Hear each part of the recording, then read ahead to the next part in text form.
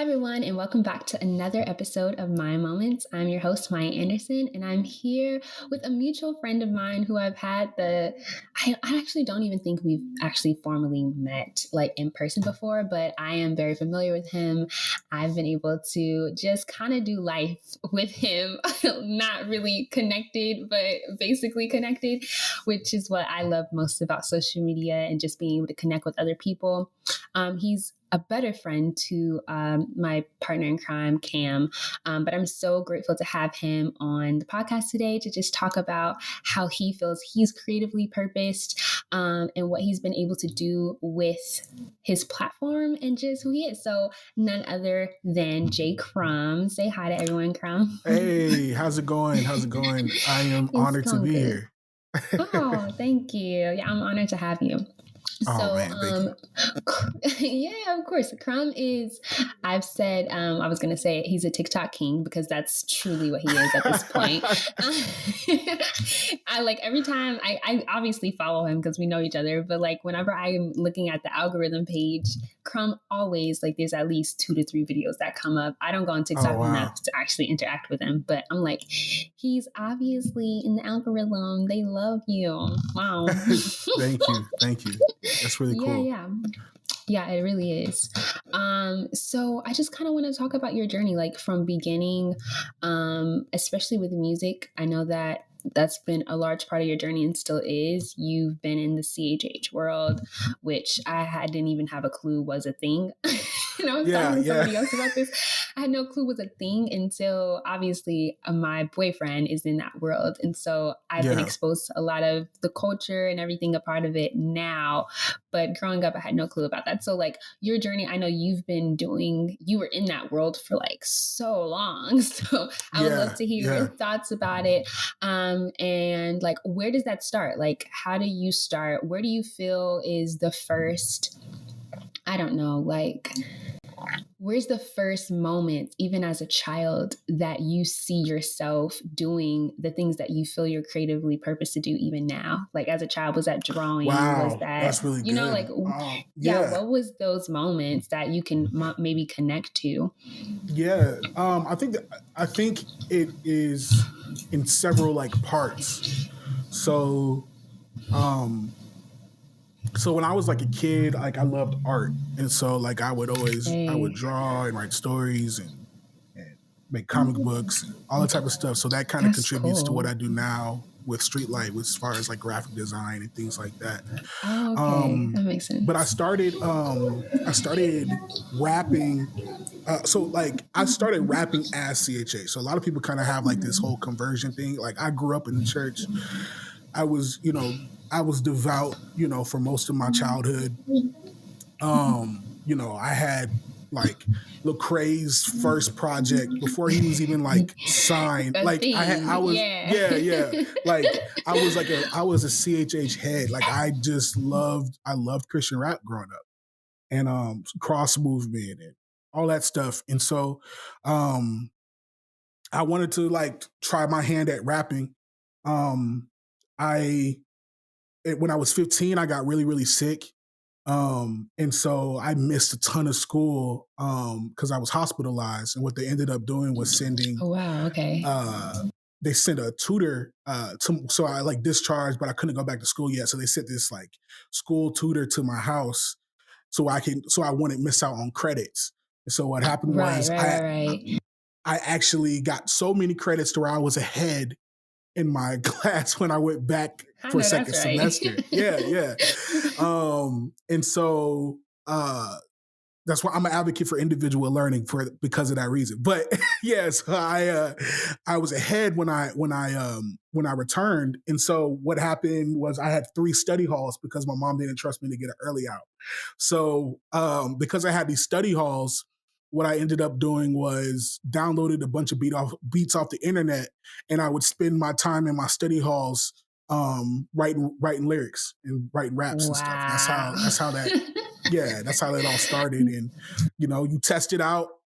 in the hallways and at the lunch tables when they're beating on the tables. You know, like you try it out, and you Yeah. know, yeah, The and innocence, like yeah, just yeah, doing what you felt passionate about. yeah, exactly. And yeah, and the people were digging it, they loved it, and one of the security guards uh, was also a person at my church. And when he heard what I was doing, he said he wanted to pay for my studio time. And so he paid for all my What? he paid for all my studio time for like a year and a half, and I got Oh a my mixtape recorded. gosh. Yeah, it was really cool. Got a mixtape recorded, and um, yeah, and I kind of just never stopped after that.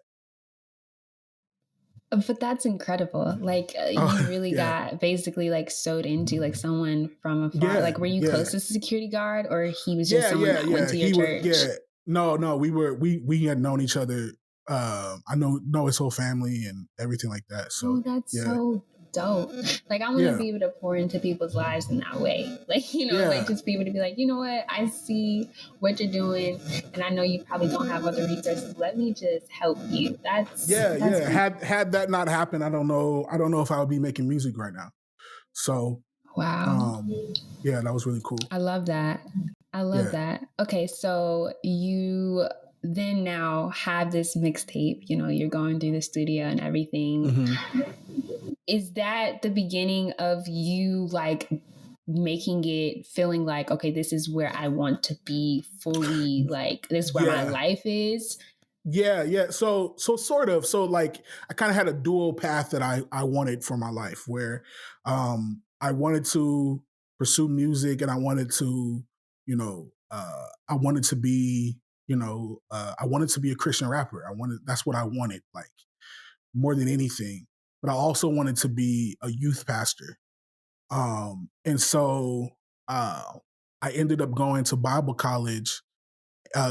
It's kind of like Bible college. It's more like Master's Commission. I don't know if you know anything about Master's Commission, but it's like Yeah, my yeah. father's a pastor, so I know a little bit about Okay, yeah, yeah, it. yeah. So I went to this thing called Master's Commission, which was a nightmare. But I went to I this thing can called only imagine. yeah, yeah, yeah, yeah. It was a nightmare. Seminary, all of them have, for all of the people that I know that are Black that go to these type of institutions, there's always the Yeah. underlying through line of, yeah, it was helpful. Yeah, it educated me, but But always. yeah, yeah, yeah. And so yeah, um, so yeah, it was just yeah.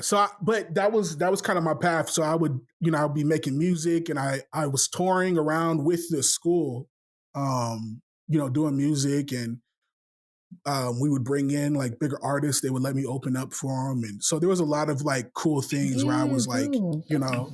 I was kind of getting my feet wet, and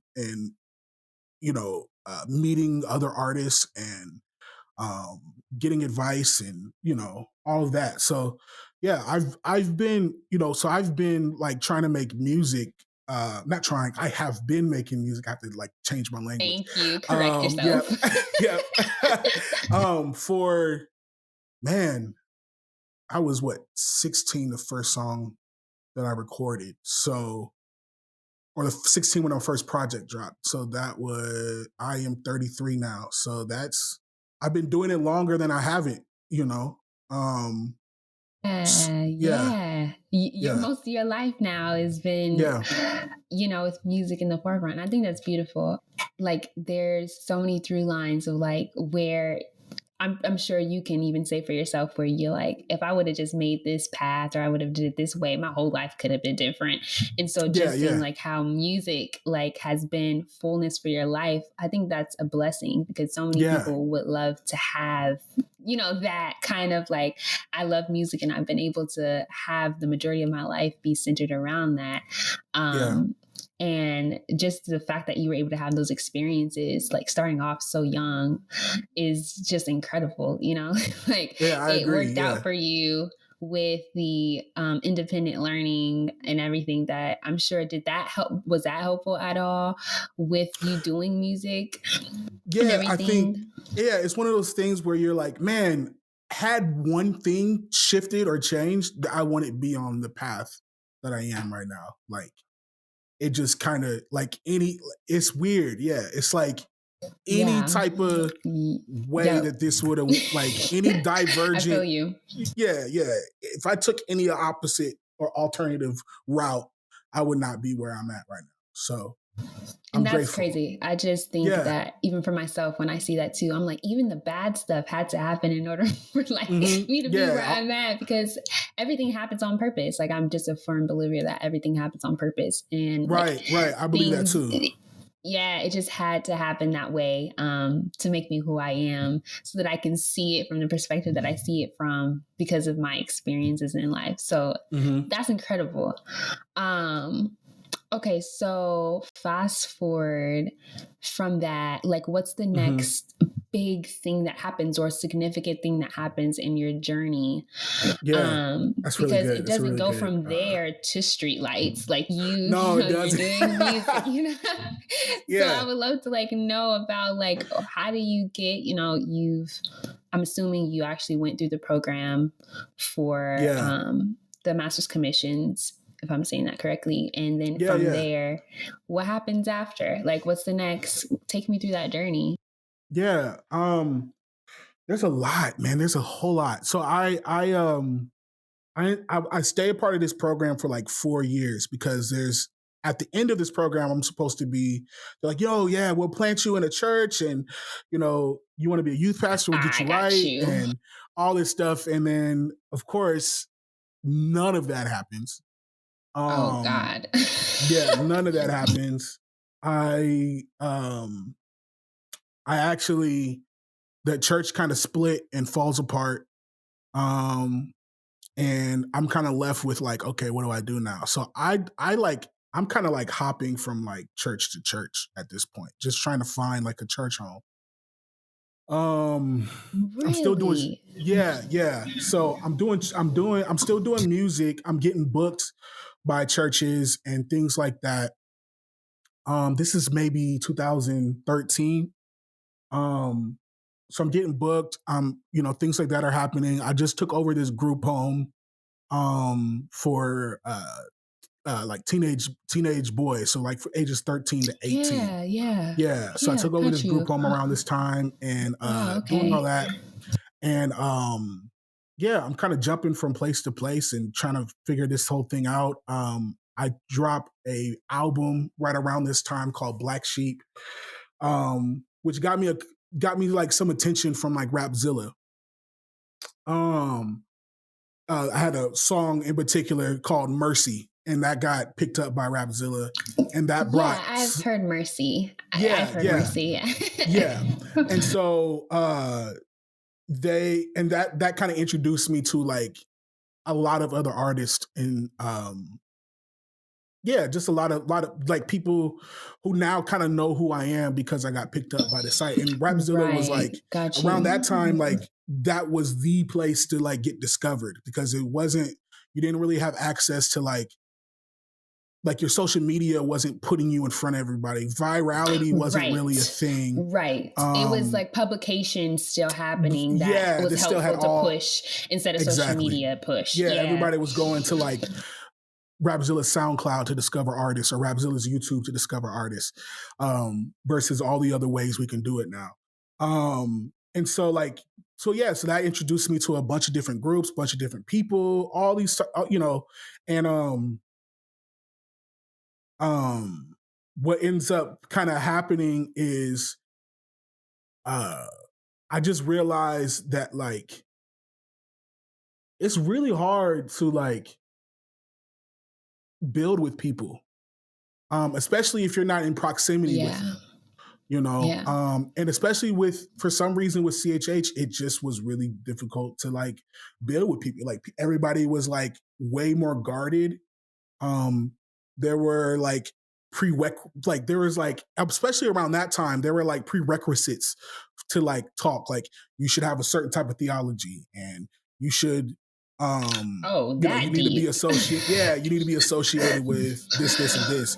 Are you using secular producers? Like it was a very interesting time. And you Wow. kind of had to be because they had all these different kind of big groups that like you had to like either be a part of or be adjacent to in order for people to even like acknowledge you. It was a Yeah, very, yeah. For very you to, yeah, that yeah, makes it was a very sense. like exclusive situation going on at that time. And I found myself just being really frustrated by that, you know, but kind of like not knowing what to do about that as far as like, Yeah, because if I'm thinking about it, like from your point of view, like you just got out of this church situation that's very mhm, messy, and then now yeah, you're trying to find some type of community within CHH just on collaboration, like not even yeah, crazy, and then that is now like a wall up yeah, about like yeah, who's sick is basically like who's sick are you putting up and stuff like that. It's like wait a minute, like what is yeah. going on? Exactly, exactly. So like, yeah, just not knowing like what's up and not knowing like how to navigate this thing, you know. And so um what I ended up doing was I was just kind of like I was like a lone wolf for several years, you know. I dropped a EP. You see, no, I dropped that project. I got married. Uh so I met my wife Yeah. I met my wife in 2014. We got committed to a church. I became a youth pastor at that church. We got married. Then so this is like 2000. So this is from 2014 to 2016. I'm still creating music, still doing all that. Got you. Got Um, you. I'm dropping singles a lot, but I dropped an EP in 2017 called Flawed. And I had a song on there that did really well called Monster. And that got me Yes. introduced to the very first like I think like the very first like cosign I could say I got that was like, oh, more people are now noticing was from Mike LV. And Oh, okay. Got you. he put Monster on his because that's like when he was doing the playlist a whole lot. So he put it on the God Always playlist. I think Rapzilla picked it up and they put it on their playlist. And more and more people Got you. are getting to know Listening. me. Yeah. The Yeah, listening placements from yeah, that, people listening to your music and then they're like, okay, well, what's his other music? yeah, And that was just helpful as absolutely. like a marketing tool. Yeah. Yeah. Now also around this time, this is the first like iteration of Streetlight. Um, and so the first iteration of Streetlight, it wasn't like what it is now, which we'll be able to get to, but it was more of like, okay, this is just an artist collective. And so it was like Gotcha. it was Gotcha. crazy. It was like six of us, and we were just barring out like six of us, all local, and we were just barring out the Are you like all the serious? time. Yeah, yeah. If you can look us up, like we're still on like the Rapzilla page, the YouTube page, and all that. Oh, The bet. first I'm like gonna the have to look first, at that. yeah, yeah, yeah, the first like iteration of Streetlight, and so that was like for me, I was like, okay, this is a plan. Like we got six of us, we can just keep dropping, and it was like it was very similar to like what you would say like the first iteration of what Indie Tribe was. And so like Gotcha. it was very Gotcha. Okay. much that way. And so it was like, we're gonna drop it, we're gonna support each other's releases, and we're gonna do all this stuff, and like, we're gonna take over the game, like this is what it is. That's beautiful though. We don't need to I created it out of like this place where I was burdened and kind of frustrated because it was like, yo, like no one is like effing with us, like, but we're dope. So like Yeah. build our That own chip on your tables, right? shoulder. Yeah. Yeah, yeah, Build your that own chip on the table. shoulder and just kind of like, Pull we'll your just own do it seat. ourselves. Yeah, Yeah. yeah. And so so when that happened, we started getting lot more attention. I remember like bigger artists were like, yo, shout out Streetlight, and like all of that was happening. It was just really cool to see that our city, we were doing like we opened up for Lecrae. I opened up for Lecrae, but I had another member of Streetlight with me, and we had like the banner and everything, and like I I know just that's remember this. right. There was Period. like there was like oh man, that show we sold so many tickets, And like, this isn't even me. Like when we did that, like they were going so crazy for for us. It was so dope to see No, that. I Like they were love like that. louder than like what happened with with Lecrae at that time. So it was really cool to see what we did I've in the seen it city. before. No, I've Yeah, seen it before yeah, from other right. artists that even Yeah, Cam has opened up for, and yeah. he's the He's opener, a but performer. He is a performer. Yeah, that is he my is a dude. yeah. So yeah, so then so yeah, we it was amazing. It was really, really dope. All this stuff happened and we started off so strong, but very quickly um we just kind of learned that like not everybody has the same vision, not everybody has the same goal, not everybody has the same drive, not everybody has the same passion for this. So, you know, it was one of those things where like a couple of us were moving more than the others, and the others felt like kind of like, oh well, you guys should help more. Or we, you know, like why are you guys leaving Right. us? It It's like, yo, it's that's just, not, yeah, yeah, that's not what we were yeah. doing. It was just It like, became you a know, different, yeah. yeah, Intentions are being misconstrued, and like there's yeah, miscommunication, I'm sure, and stuff. Yeah, that's unfortunate. 1,000%. Yeah. So this lasted, I think once we hit about, what was it, 2019, I think, it's kind of when that first group was like, okay, we're we're done. Like We did this it, just isn't gonna guys. work. Yeah, this is just We not. did it. We done it. Yeah, We're I just think. Yeah. I just think it's best that like you guys do what you want to do. I'm gonna do what I like. I don't want to drag anybody. I don't want to force anybody. I don't want to act like I'm pulling teeth to get you to drop Absolutely. music. Like it's just nah. We're not gonna do that. It hurt though. It hurt a lot. Um And and that's real. Like, I know yeah, that has to hurt, because your yeah. intentions weren't for it to go that way. So that's real. Yeah. Yeah, not at all. So we ended it. And yeah, for a while there, like it hurt, and it was like we just like I still consider them like my friends and my brothers and everything like that. But it was like a really, really dark time. It was really like I don't know. It just wasn't. It was really things were weird and things were awkward and things just were bad. And there were some ways that I Whew, really felt really I get it. wronged, right? Yeah. And then I was getting ready to like be done with music actually, like right around this time. I was like, man, I just don't got it any like I don't know if I want to do this anymore or whatever. I remember I was getting ready to write like a retirement, like I was gonna kind of write this thing where saying like I'm done. The day I was getting ready to post it, I got announced as a Rapzilla freshman, and that I was Wow. going that I was picked to go perform at at their A3C Oh, yeah, for yeah. the I for the remember Rapzilla that. showcase. A3C. Yeah, Yes. yep.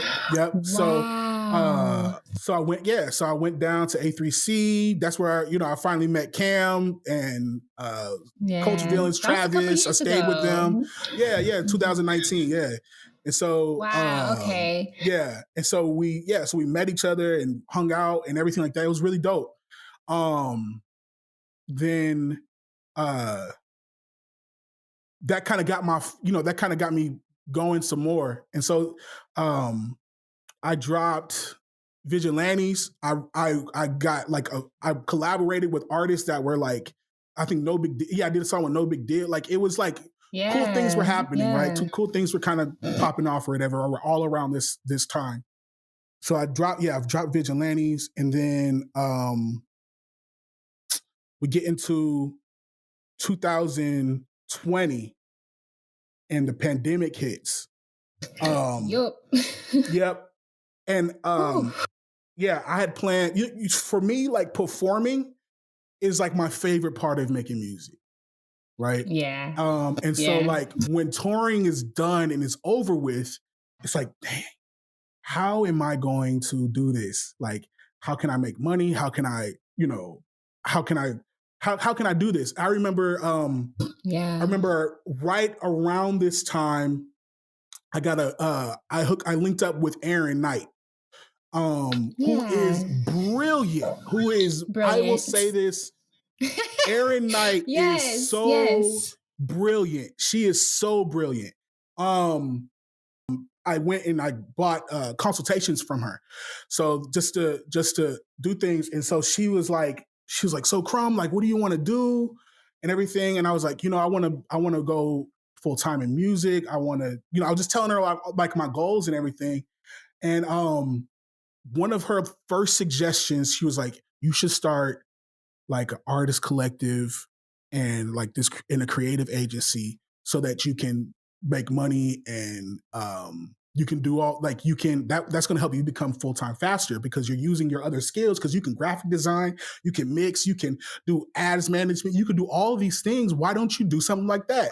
And immediately I was like, I don't want to do that because I'm still hurting from when the Yeah. last group I'm like, I am not starting Exactly. an No. artist collective. No.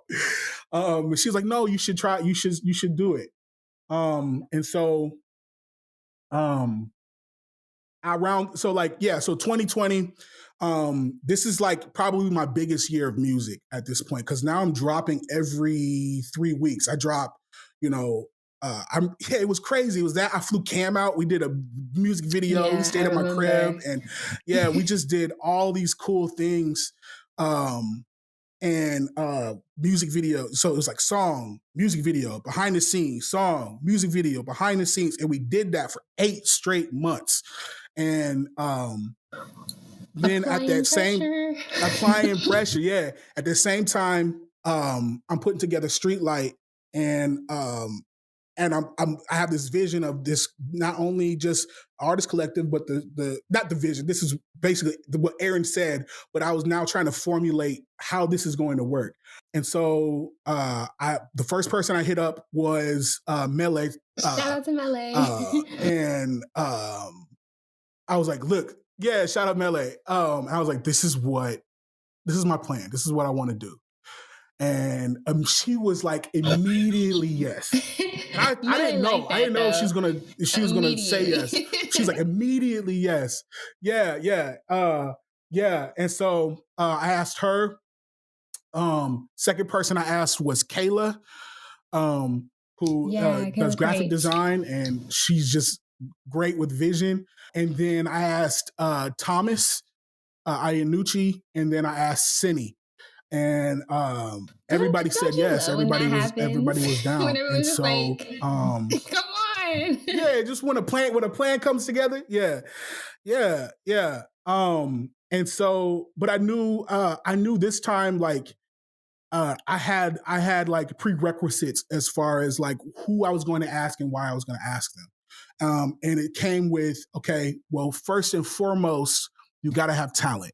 Not talent. I'm sorry. No, that's last. First and foremost, you got to have character, right? You got to have character. First and foremost, you got to have character. Second, you got to Yeah. have drive, right? Third, you got to have talent because I can't teach you good character. I can model good Yeah. character, but I can't teach you good character. Um, Drive, I can model drive, but I can't teach you drive. That's something that you got to have. Talent, we can work on that. You know what I mean? If that's it just so happens that people I asked had all of those in droves. So, I it just love worked it. out. Yeah, we went from that, and that's kind of kept the ball rolling, and we helped so many artists with consultations and ads management and graphic design and mixing and mastering and all of that, all the way to the point where in 2021 I created a I course remember because I that. realized Yeah. a lot of these people that I'm consulting have the same issue as far as like not knowing how to brand themselves, not understanding brand identity, not understanding how ads work, not understanding any of those things. And so, yeah, so I'm working with them, and so then I dropped that course and everything like that. And so that's kind of how I got from Yeah. 16-year-old Yeah. Josh to like, Uh-huh.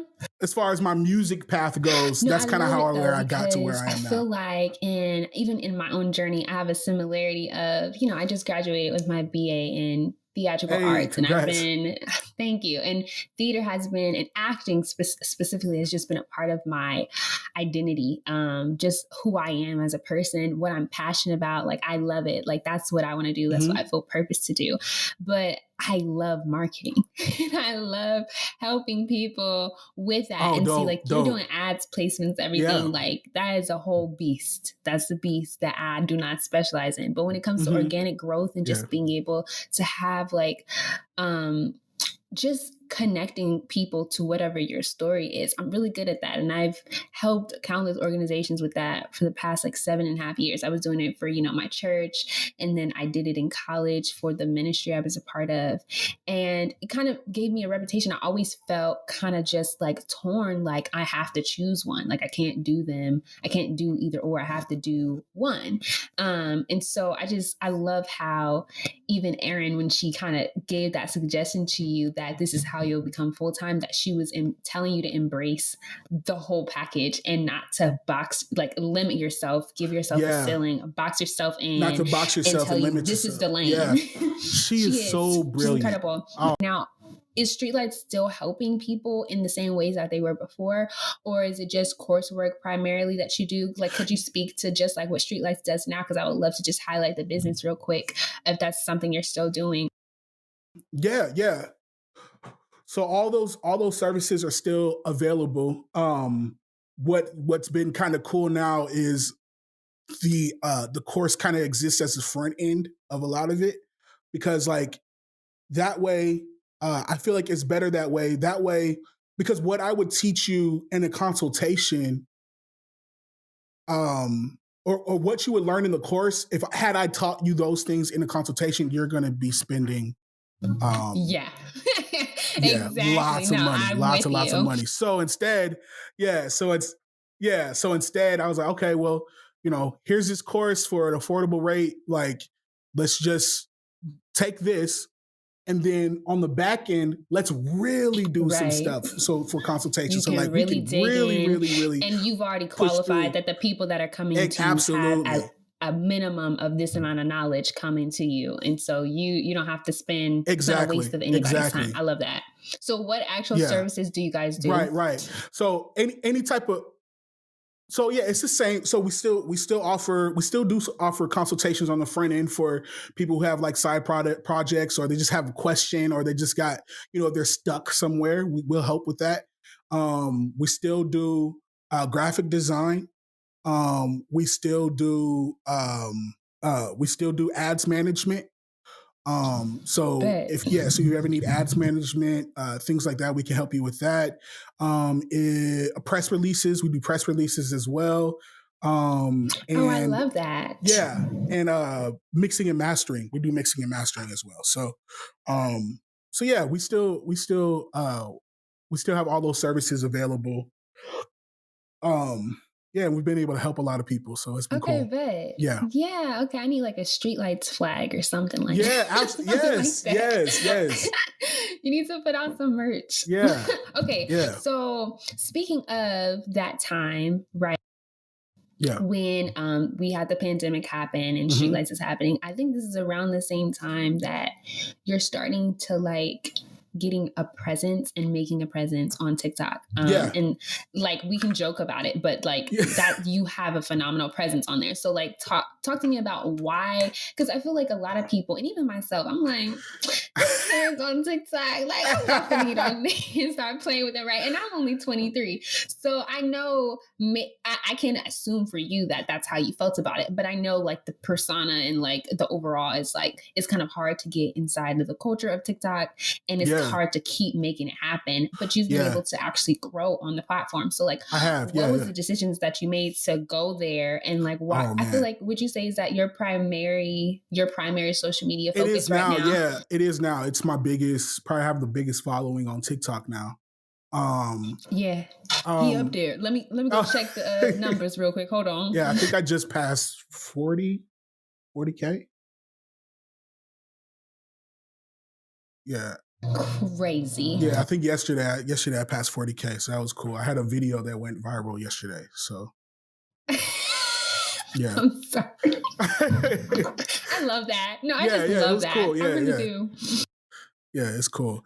As far as TikTok goes, like it was I hated it at first. Like I hated it with a passion. I would never post, and we were having a streetlight meeting, and Melee was like, "Yo, you guys need to get on TikTok, and you need to like, you need to like make sure you're Yeah, because posting." Mele, she was in there too. Like Yeah, she has a lot of especially when it was first like the pandemic, she was going yeah, crazy on TikTok too. Yeah, that yeah. makes sense. Yeah, and Um, you're at 41.4K hey, right let's now. go, let's go, that's dope, that's dope. And so yeah, so that was going, and she I owe a lot of this to Melee actually. I need to send her some flowers or something. Like I owed a lot of this to her. So Go yeah, ahead. Go yeah, ahead. I'm gonna yeah, encourage that. yeah, yeah. She came up with this concept for us called Thirst Rap Thursdays, because she was like, Crum, like you dress really nice. Like you should somehow combine fashion uh with your bars, but then also like Right. but instead of like it being thirst trap, it could be thirst rap. And she's brilliant. Oh, She's that's brilliant. so Yeah. clever. So she's like, we That's call it thirst. incredible. Yeah, we can call it Thirst Rap Thursdays. Every Thursday, you drop, you drop bars, and like, and so I was like, okay, yeah, let's try it. And she was like, but make sure you post it on TikTok too. I was like, oh, I don't want to post it on TikTok. I don't know. So the first one I did it. The first 2 weeks I did it, and they flopped. Like it did good on IG, but it flopped on TikTok. And I was like, this is Yeah. Yeah. stupid. I don't want to do this anymore. I hate TikTok. I remember I posted the third video. I was so reluctant. I posted a third video at like 10 p.m. at night.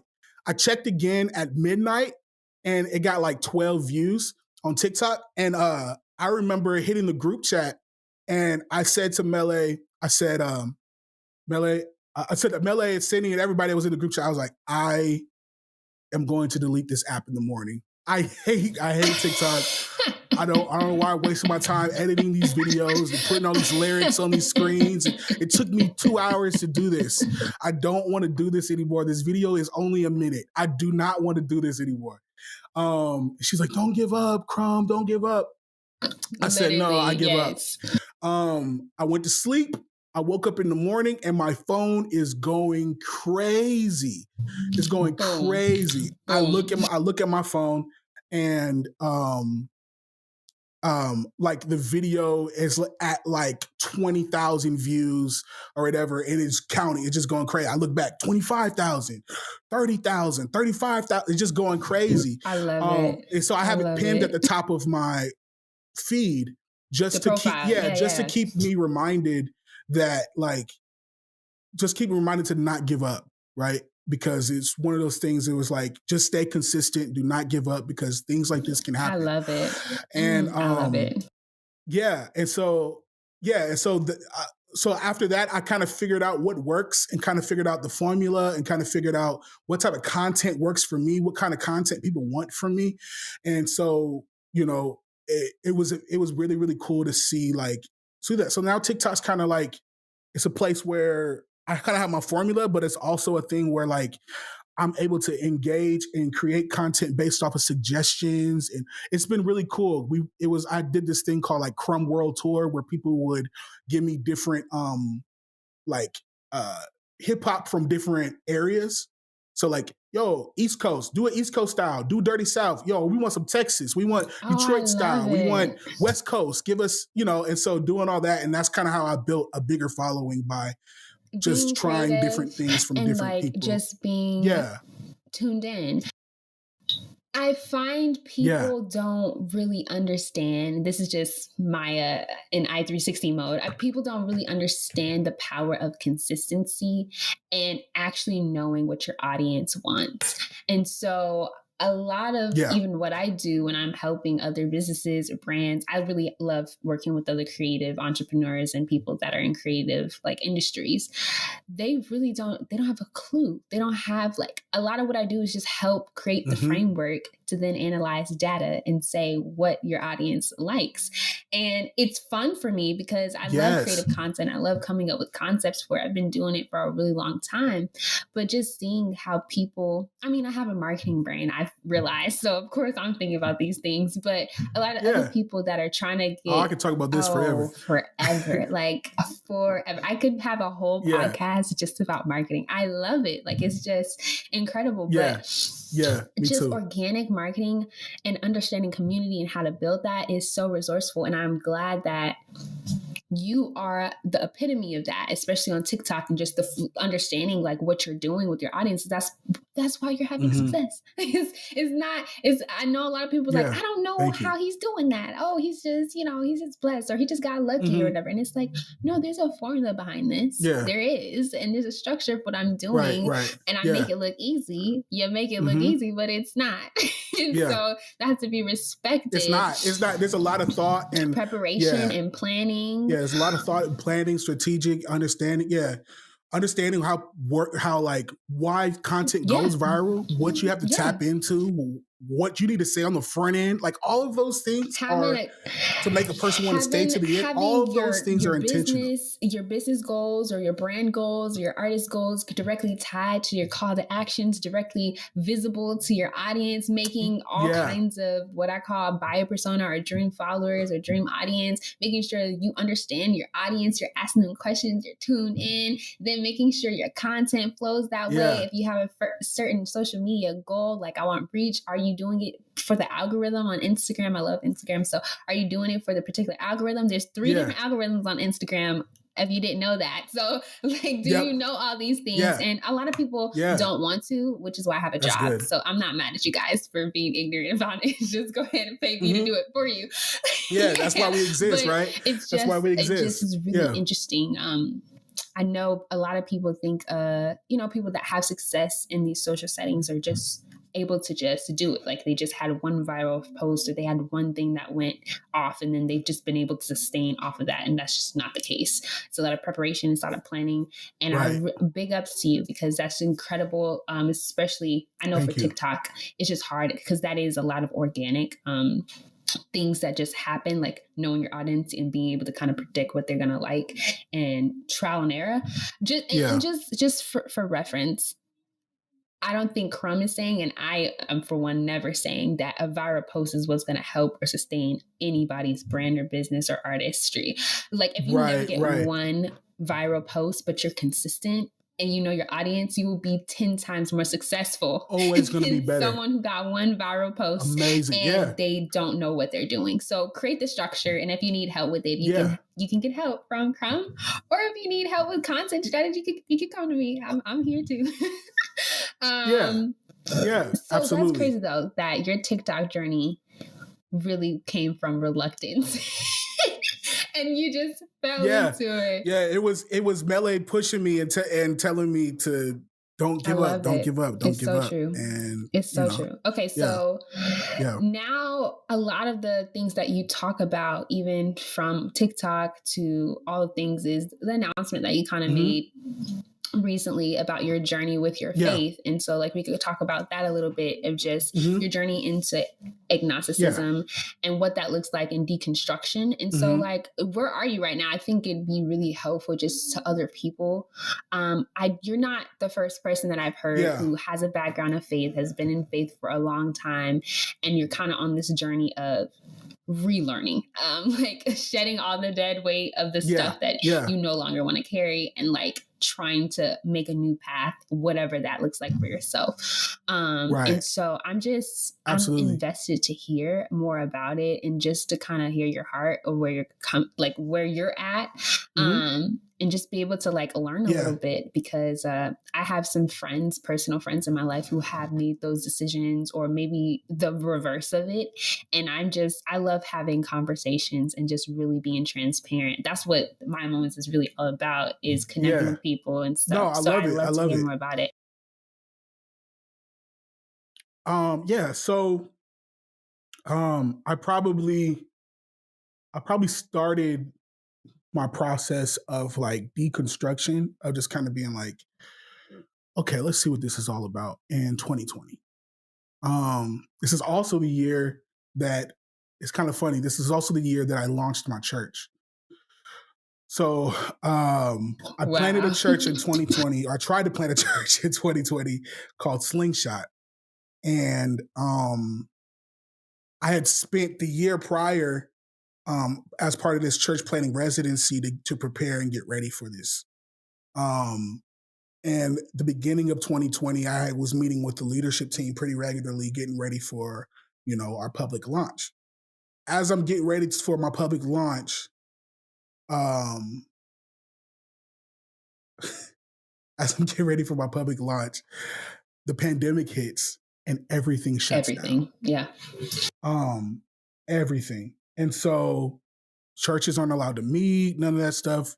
Fine, cool. So what I do is I launch digitally. And so what we would do is, I would record my message. And then in the middle of the week, I would host a Bible study, and I would just do an open Right. invite Yeah. But and let people come and do all that. And so that's what we did. We did that for, I did that for maybe like 5 months. Now, what's going on all at the same time of this? News of Breonna Taylor comes out. News of Ahmaud Arbery comes out. Yep. And it's wild, right? I preach a message about racial reconciliation. Ooh, Jesus. I preach this message about racial reconciliation. I live in Omaha, Nebraska, which is a very segregated city due to redlining. And so Got it. Okay. People who are listening don't know what redlining is. Just Google it. You'll see what I'm talking Go about. on Twitter, you'll find something. So due to that, there's a separation, and there's just white people and black people aren't in proximity with each other. But I preach a message about racial reconciliation, and I because I make music and because I'm pretty popular in my city and because news had kind of come out that I'm a pastor, people are kind of turning into what I'm talking about in my messages and things like that. I get so much hate for this message. Like social listening type of hate, people, or like just like the town, talk of the town type of hate, or a mixture? Just the town. Yeah, just the town. Just like members of other congregations, like, that was Black Lives Matter is terrorists, and Black Lives Matter, but Black actions do too. Stuff like that. I feel you. Now, mind y'all, just for other context, as he's sharing, I'm also going through my own stuff where I'm from, so I can relate to this on a different level because I went to a conservative Baptist university, and I got you. Yep. And so I'm getting like a bunch of like whatever. I don't even trust anymore. Whenever like an evangelical pastor is like, "Hey, let's go get coffee," like I don't want to do that ever again. But it's like you get it, and then you're like, what is this really about? And it's like, I don't want to waste my time. Then the news of George Floyd comes out. Now in Omaha, the day after the news of George Floyd, there were protests in Omaha. There's a young man named James Scurlock who was murdered by a white business owner in the middle of the street, and in my city in Omaha. Yeah, and there was no charges brought up against him. They said it was self-defense, even though the kid had no gun. Even though he had the gun and he had it illegally, there was no. So we had like it's kind of like so that all happened. What he did when he drove out, but it was like a business owner. Got you. Yeah. Exactly. And so at this point, um, now I'm helping organize protests and things like that. And I'm even getting like pastors from the inner city. We're putting together these protests and we're speaking all these things. There's a big prominent white pastor who has one of the biggest churches in the city shows up to our protests. I promise I'm getting somewhere, but he shows up to our protest.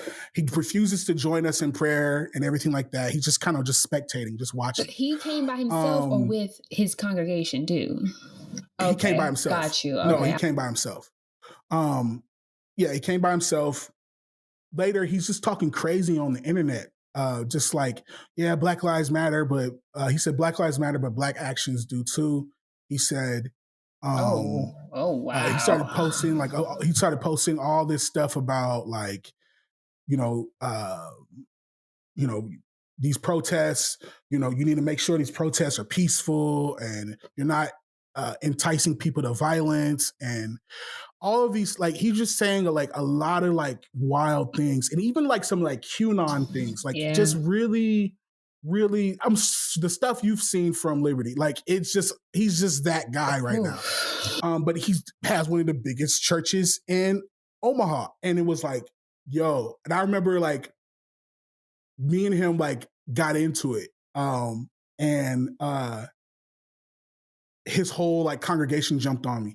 And it was just like, Really? dude, what is this, man? What is Wow. happening? And and then like I remember like going to like there was like this whole like pastors meeting and then we all wanted to show up. We all showed up and everything and like they're like we gotta fight this. We all need to be able to meet with our congregations again and you know Oh, for pandemic like the stuff. left Oh is God, this yeah. just like all this stuff and I'm like yo like people Dying. are dying, People yo. are Like dying. people are dying and you're concerned about this, like people are dying. And so it was this thing where I was like, you know what? I don't need to do this church. I don't need to do any of this. Like I need to just like step away from this. I can serve my community in such a better way. Um, However you guys think church is supposed to work right now, I don't want anything to do with. Like Yeah. this is not we're not serving Yeah. people well by doing I this. feel And you. so I remember that's kind of what started my deconstruction process. And it wasn't a thing where I'm agnostic now. It really started as like I just don't like what Christianity has become. I don't like what Christianity is, and not even what it's become, because Christianity, when you start looking at what I realized was I don't like what it my first thought was I don't like what it's become in America. But The when I look history, at yeah. how the inception of Christianity in America, it was Always this. always like, oh Yeah. no, this is even the worst No, it's no, been, you yeah. know?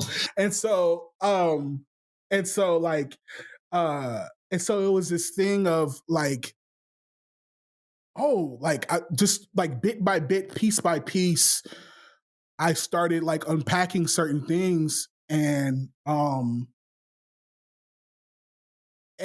I think for a large course of 2021, I think I would still I still considered myself like I'm still Christian, you know what I mean? But I just there's just certain things that I'm unpacking um like scripturally, doctrinally, historically that like I'm like, that's not I guess what I believed there wasn't true, or man, maybe that's not what the text was actually saying, or Yeah, yeah. like so just like unpacking certain things, and which kind of brought me to it brought me to a place.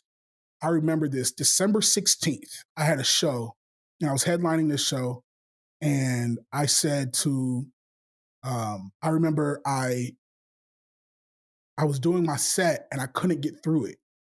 Now, I don't know if you ever seen like you've probably never seen me perform, but that's my favorite thing. I have a Yeah, live yeah. band. It's It's lit. a vibe. It's a whole vibe. It's a whole experience. But and I take it very seriously, but I can't get through my words. And I'm like, dude, what is going on? Like I can't get through this. And what I realized was there were a lot of those things that I wrote that I don't believe anymore. Um, and I've never been a person who's able to fake anything. I feel you. Yeah. Like, you're gonna know how I feel. You're gonna see it on my face. Like, it's I'm with just, you I there. can't Yeah. do it, you know? Yeah, yeah. And so I remember finishing my set, walking to my car, and I have all my stuff. I put it in the back of my trunk and I just break down, like bawling. And I just like, I don't believe it. I just, I don't know what I believe, but I know I don't believe this anymore. And I don't know what to do with that. Because I can lose my marriage, I can lose my uh career, I can lose my friendships, I can lose literally everything, because everything in my life was built on the foundation of my faith, right? And so I was just like, but it was also this thing of like, I can't, even with me possibly losing these things, I can't pretend like I'm certain of this anymore, you know? And so that's kind of what agnosticism is. It's not that I don't believe, like, it's not that I'm sure and I'm certain that there's not a God or whatever. It's really just the admittance of like, I don't know. Yeah. I don't Yeah. know anymore.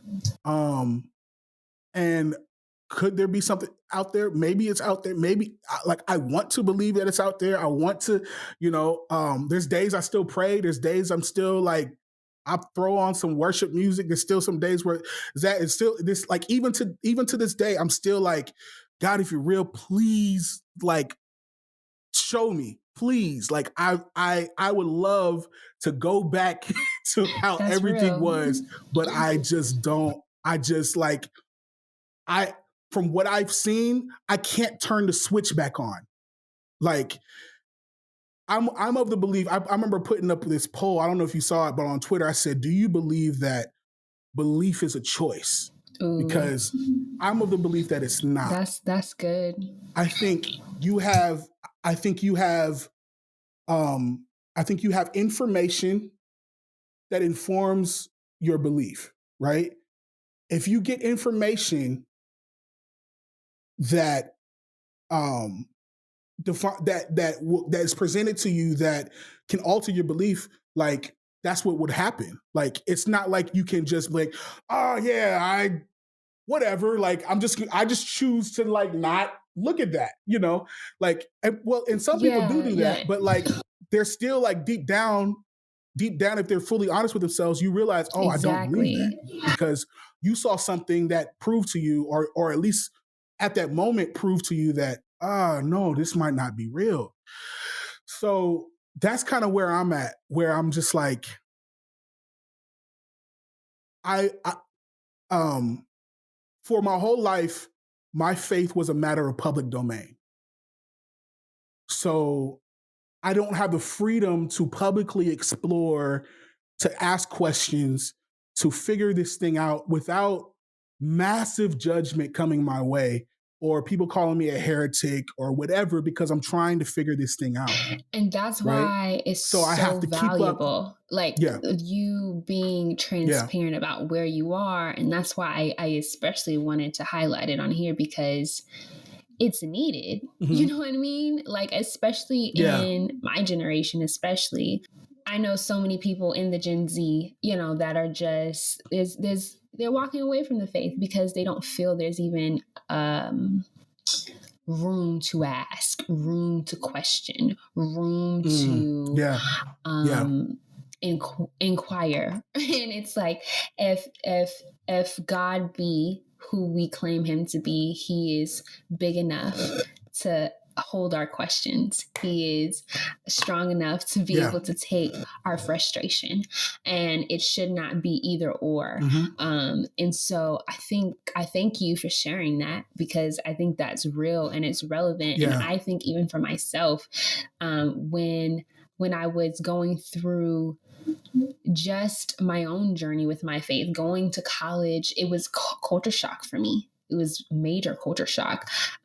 Just being that I was from California and I had the things that I was doing in church and what I knew about church. And when I came to Liberty, it was a total different culture for church than I had ever experienced, that I had ever known. And it was very difficult to, it was just difficult to be a part of and to like reconcile that the type of church that was happening, or the type of church culture that was happening in Lynchburg, was a totally different experience than what I had experienced where I was from under the leadership of my father. I thought that kind of Christianity, that type of outlook on people, had died, and it hadn't. And so being there, I had to reconcile my own faith and what did I believe. And I was like, okay, do I believe this for myself, or do I believe this because this is the family of faith that I come from? And, you know, ultimately I made the decision, no, this is my belief. This is how I feel about God. And I had to then figure out what my relationship with God meant and what that looked like for me. That was no longer attached to my parents. That was no longer attached to my heritage, but it was Maya's personal relationship with God. And so I think that's so, love it. It's so relevant, and it has to be talked about more. Like, it has to be an open forum that can be talked about in public and in church and outside of the church walls, that this, you having questions, you having doubts is not an issue. It should be room enough for that. If God is so great and who we claim him to be, there should be room for that to exist, without the heretical claims and the fallacious and illogical things that come up due to you just bringing up your concern and your questions. 1,000%. And I don't hate Christianity, right? I don't have I don't have a gripe or an issue with anybody believing or being sure of what they believe or what. I don't have I think Christianity, when practiced purely, it could be beneficial to this world. I think what just so has happened, especially in this country, when you look at like the major oppressive movements that have come out of this country, were all led by Christians. Absolutely. Who felt like they heard from God. And so it's very dangerous, I think, I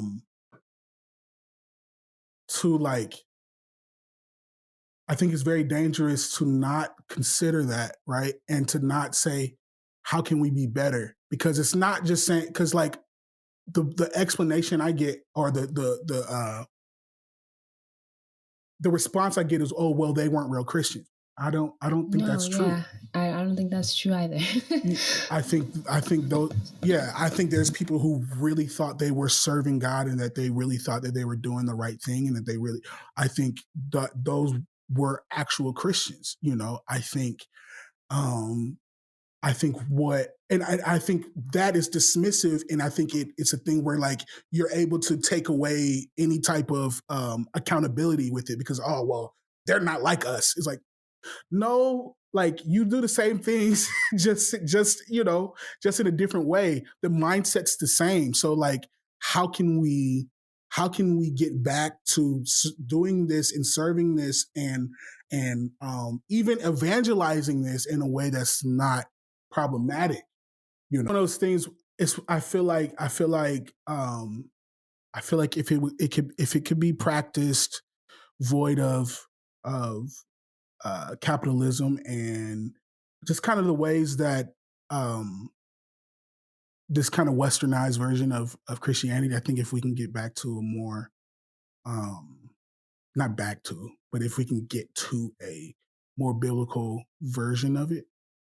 I think it could do a lot of really cool things. If we could prioritize love, I think it could do a lot of really, really cool things. I think, you know, I think if you keep it the forefront, love God, love people, I think a lot of really good things could happen through it. Yeah, Unfortunately, I don't. it doesn't happen A that lot of way, times it doesn't unfortunately. happen. And So yeah, it sucks because, even being in your faith, it feels like a tug of war. Even I did a whole podcast episode on like Black Lives Matter, and during that time, and I remember I could not, like at that time I was trying to put out more content for my moments, but because it was like an extension of my faith, of like me being able to be candid about things, I could not make any podcasts about it. I was just so frustrated. I was frustrated on a lot of different ways at being frustrated, and especially at that time. Like my father he's a borderline politician. He's been in politics since he was younger than me. And so the disparities that happen to Black people is very connected to his experience as a Christian. And so like knowing how connected that is to my faith, these are the type of conversations I'm used to having. And saying Black Lives Matter and these type of things in the place that I'm from, where the place where I'm birthed, it's comfortable. I don't have to say that without looking around me and feeling judged or feeling like people are gonna call me heretical or that I don't know Jesus for myself or I'm a liberal, it's like you just flip it that you have grouped a people group together that is so faceted and it's multifaceted and has so many different experiences. And just me saying that the skin color that I am is worthy of humanity is now has become an insult to you. It feels so like nuance. It's like, but it feels like nuance isn't like is like rare. Like people don't like to unpack the nuance, and they don't like to lean into it. And they don't, it's just like, it's all or nothing, and it's like nothing. No, there is no one who's all or nothing. Even that goes from any walk of life, any people group, anybody. There's so much nuance and there's complexities, and it's never that simple. And so you can't reduce people down to what your assumptions of them are, or what even your experience have been with certain people. You gotta give people room to be who they are. But I appreciate you. I thank you so much for just coming on the podcast and talking about your journey. I think I'll end with just asking you, like, how do you feel your journey being creatively purposed? Like, what does that mean to you? And like, how does that coincide with the faith that you had and the faith that you're walking into? I think for me, I still want to help people. I'm still moved and motivated by love. I'm still, the music I create is still about, creating, creating music and even art that helps people feel seen, and heard. And so, so I want to keep doing that,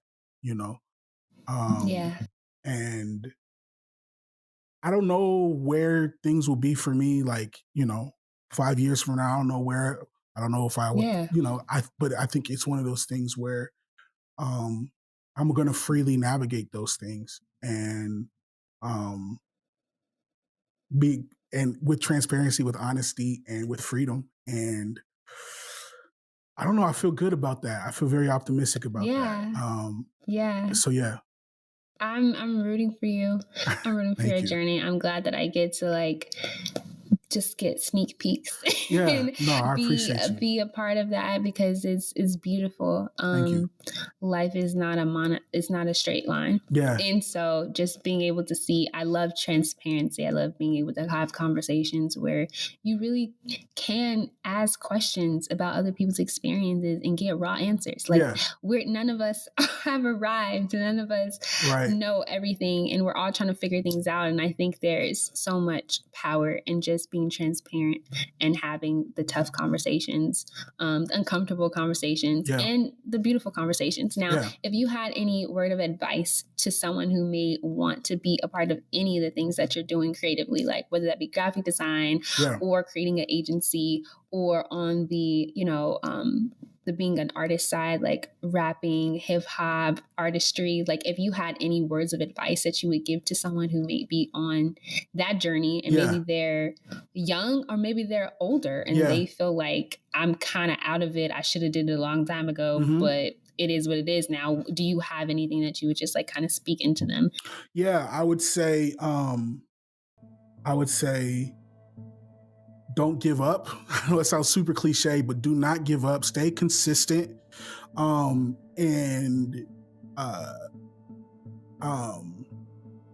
Good and finished is always better than perfect and not. So that's a word. Yeah. So put out your content. It's good enough. It's fine. Put it out. So yeah. I received that for myself as well. It's so true. You become a perfectionist. Like, it's not the way that I want it, but it's correct. Good and finished is better than perfect and stored away. Yeah. And no one even seen it. Right. Well, thank you so much for being on the podcast, Crum. I'm so grateful to just been able to have a conversation with you. If you're listening and you would like to know how you can support Crum, you can follow him and continue to watch his journey in life at Crum Music on TikTok, Instagram, Twitter. If you would like to buy some merch, I think he has some available. And I'm sure you can find information for that on any of his profiles. And then, of course, if you want to be connected to him in a different way by being able to help with his full artistry, in his artistry as a hip hop artist, you can text Crum, CRUM, at 402-389-3248. Absolutely. Yeah. Thank you so much again. I'm so grateful. And I will see you guys on another episode of Maya Moments. Bye. Talk to you later.